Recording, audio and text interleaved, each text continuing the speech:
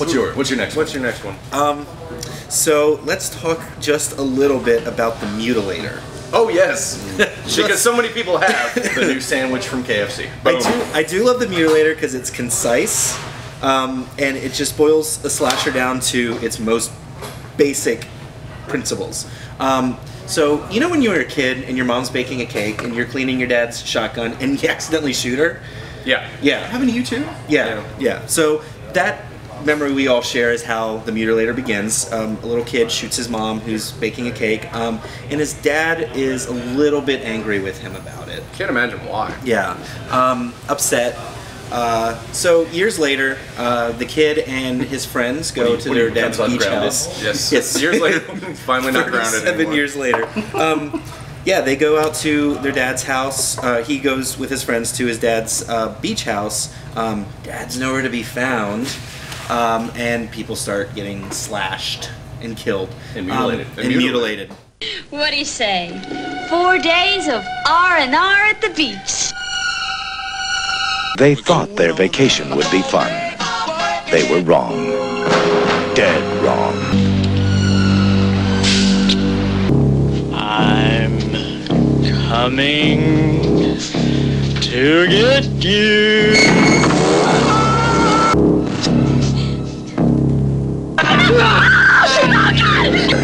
The Mutilator. It's really sad to like say I'm recommending this movie, but say there's not a whole lot to recommend because except that it's called the fucking Mutilator. It is called the Mutilator, and it capitalized on that with some pretty creative deaths for a super low budget slasher. It's very low budget. It's very well done. I think the scene that people mostly remember is the girl getting raped with a giant fish hook.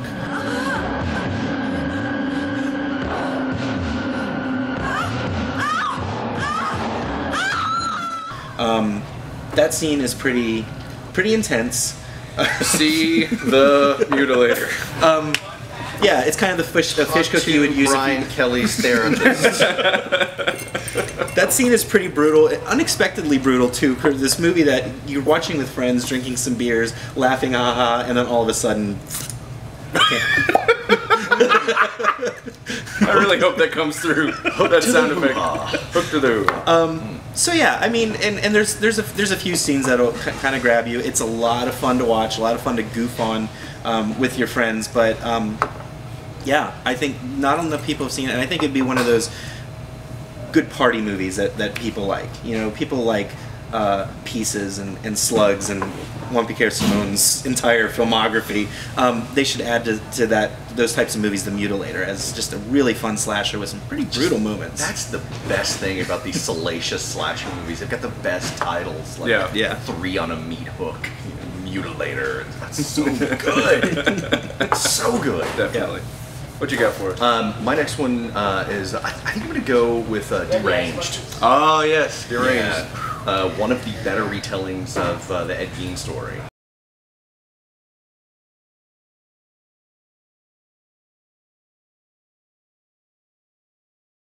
And starring the shoveler from Home Alone. The guy that lives across the street that they all think is a serial killer actually plays, get this, a serial killer. Right. It's the story of Ed Gein, and it's more faithful than say Texas Chainsaw Massacre or Psycho or Ed Gein with Kane Hodder. Yeah, which was boring.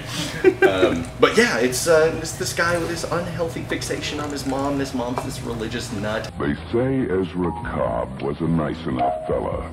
Kind of quiet, hard-working, good neighbor, devoted son.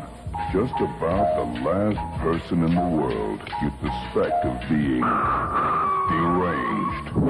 And so when she dies, he digs her up and keeps her around the house, and then he starts killing other women and keeping them around the house and making dresses out of their skin, as one does. Carved a trail of butchery so brutal that newspapers refused to print its gruesome details. It's got some really creepy, edible stuff to it, and the lead character is just this poor, dumb, old, hayseed dude, and it's just a grimy, gross film, and it's relatively accurate, a lot more accurate than a lot of the other retellings of Ed Gein's sad, morbid tale. And it's funny, when you watch the movie, it is actually well shot, but you don't get that impression because it's well shot in, like, Wisconsin.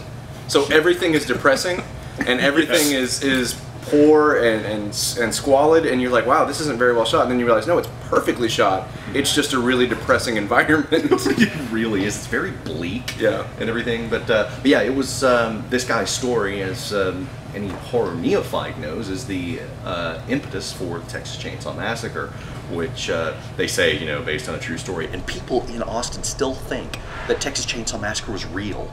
So many people I've talked to think, what? oh no, it really happened. What are you talking about? It's not real? It's not real, I'm sorry. Dude! Yeah, spoiler!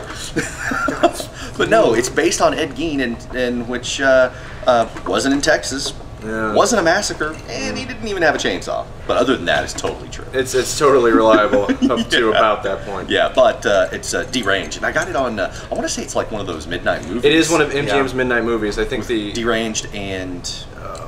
What's the other one? Motel Hell. Motel Hell, yeah. Yes, that's the other one. Takes all types of critters to make Farmer Vincent's fritters. I love that tagline. It's a great tagline. Well, my final pick is a little more well known, only by virtue of the name that follows the numeral, and that would be Psycho 2, which obviously is a follow-up to Hitchcock's Psycho, if you couldn't discern that. Shut up. So, Psycho was made in 1960. The sequel didn't come out until 1983. It effectively makes it one of the longest droughts between original and sequel, which is kind of interesting. But it was directed by Richard Franklin, Australian director, very, very talented guy, who is obsessed with Hitchcock. Yeah, he'd been building up to this with like Road Games and... Yeah, he basically... Road Games, which he did Road weird. Games. Yeah. Anyway, it's weird, but it's also Rear Window. Yeah, it's Rear Window on wheels. Yeah. So I mean, the guy he's been borrowing from Hitchcock so long that it's fitting that he finally got to do a Psycho movie. But it actually takes a lot of what was kind of clean and grandiose about Psycho and just makes it kind of a dirty, grimy slasher film. But very well shot. I like the characters a lot. I like what they do with Norman. I like how they play with, you know, he's finally been released, which is a nice explanation for why we haven't seen a sequel in 23 years. Yeah. Because he was actually in an asylum for 23 years. I like it because it's like he's kind of trying to go straight. He totally is. He is very convinced that, you know, he's cured, and then people start messing with him, and that starts to mess with his head, and he gets confused about which, you know, what's ruse, what's, you know, people plotting against him, and what's in his own head, which is really, really fascinating. And I think it's one of the best performances of Anthony Perkins' career.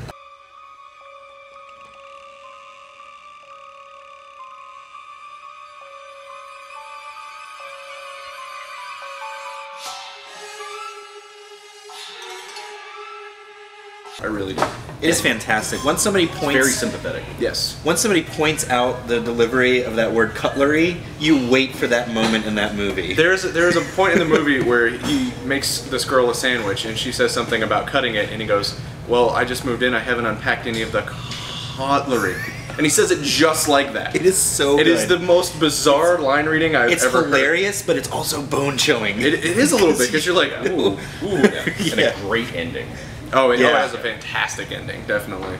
It's, yeah, any apprehension anybody has on it because it's a Psycho sequel is missing out on Hey, Tom. a fantastic slasher. Now, is this the one with Jeff Fahey, or is that the third? That's the third one, and it's interesting the directors that franchise has had, because obviously Hitchcock was the first one, Richard Franklin with the sequel, Anthony Perkins himself directing the third one, and then Mick Garris directing the fourth one, which was an interesting little prequel. It is. It's you know, it's a bad movie. I'm not gonna give it any praise, but you know, It was interesting. it is. I like watching it.